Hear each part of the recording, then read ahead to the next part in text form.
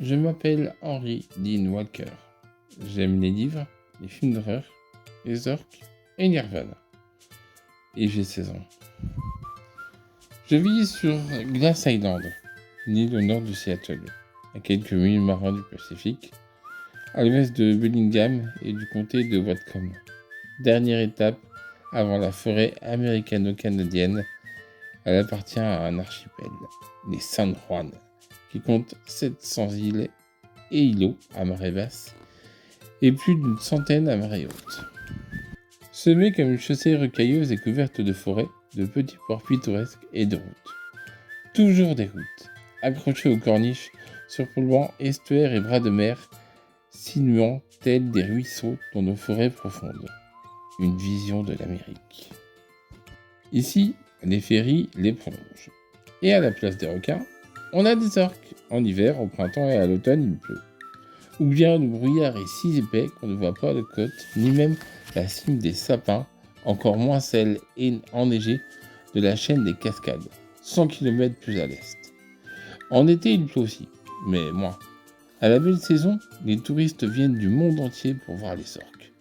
De bon matin, ils font la queue pendant des heures sur les routes menant aux embarcadères des ferries, coloniser les hôtels et les bed and breakfast de l'archipel picolent un peu trop, prenant des milliers de photos qu'ils s'empressent de supprimer ou d'oublier dans la mémoire de leurs ordinateurs, et ils ancrent leurs voiliers et leurs yachts par dizaines dans la marina.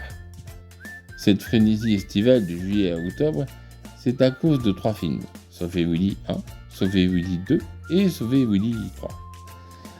Ils ont été en partie tournés dans les îles, et ils ont rendu les orques si populaires que les premiers imbéciles venus ne désirent qu'une chose, en voir au moins une avant de rentrer chez lui.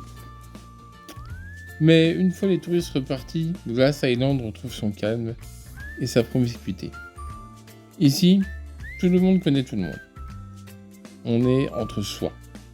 C'est une des particularités de notre île, contrairement à Seattle ou à Vancouver, ou même à Bellingham. Les gens d'ici laissent leurs portes ouvertes quand ils vont faire leurs courses, et même parfois ils dorment. Bien sûr, les luxueuses résidences secondaires d'Eagle Cliff et Slender Cove, qui sont fermées 7 mois sur 12, tout en accaparant les anses les plus pittoresques de l'île, sont un peu moins protégées, mais à peine.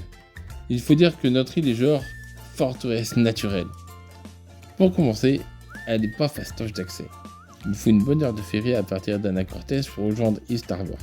Et à partir de là, il n'y a plus qu'une dizaine de routes et autant de pistes carrossables interdites aux promeneurs, avec à l'entrée des chaînes rouillées ou des barrières sur lesquelles on peut lire « propriété privée ». Ensuite, il n'y a pas tant d'endroits que ça, où un bateau peut accoster. Et puis, il est interdit de camper. Il n'y a que 2 hôtels et, à la belle saison, la plupart des touristes dorment chez l'habitant. Comme je l'ai dit, tout le monde connaît tout le monde. Les gens d'ici n'ont pas de secrets. Ou alors, ils sont contraints de les enfouir au plus profond d'eux-mêmes. C'est ça, Glass Island. C'est du moins ce que je croyais.